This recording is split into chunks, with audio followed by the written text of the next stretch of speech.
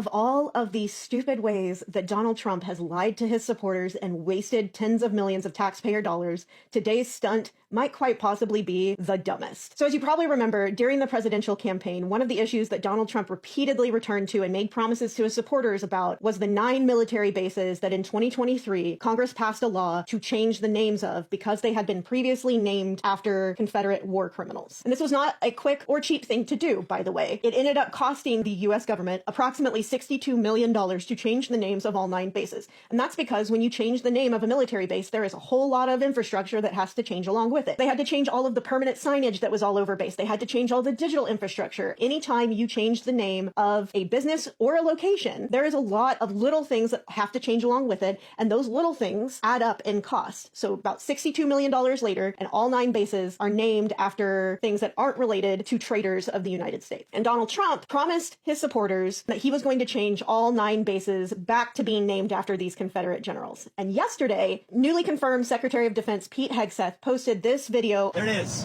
Pursuant to the authority of the Secretary of Defense, Title 10, United States Code, Section 113, I direct the Army to change the name of Fort Liberty, North Carolina to Fort Bragg, North Carolina. That's right, Bragg is back. But there's just one small thing that he very intentionally neglected to mention. While it is going to be named Fort Bragg again, it is not going to be named after the Confederate general as promised. Originally, Fort Bragg was named after General Braxton Bragg. However, the newly named Fort Bragg is going to be named after Private First Class Roland L. Bragg, a U.S. Army paratrooper from World War II. And they're doing this because Donald Trump and Pete Hegseth do not actually have the legal authority to rename these military bases after Confederate generals, because when Congress passed that law in 2023, they specifically made it a law that Department of Defense assets, which obviously includes military bases, cannot be named after anyone who served voluntarily with the Confederacy. So rather than admit that Donald Trump was promising something that he could not deliver on, they are just searching through the military's history to find literally anyone who has the same last name as the generals that these bases were originally named after, so they can pretend that they have returned them to being named after U.S. generals. And again, it cost the U.S. government $62 million to change these bases' names 2 years ago. So it's going to cost a minimum of $62 million to change them back again, probably significantly more. We're probably looking at $100 million or up, especially given Donald Trump is pushing through tariffs on the exact materials that the U.S. military will need to change all of this infrastructure. He's putting tariffs on things like steel imports. And fun fact, you typically need steel to make a lot of these signs that they are now going to have to change back again. So we're going to spend tens of millions, possibly hundreds of millions of dollars to rename these bases after 9 randos. And Donald Trump is just hoping that MAGA folks won't notice that he isn't actually fulfilling his campaign promise and they aren't actually named after these Confederate generals again. If you're a Trump supporter, how are you not deeply embarrassed? This is so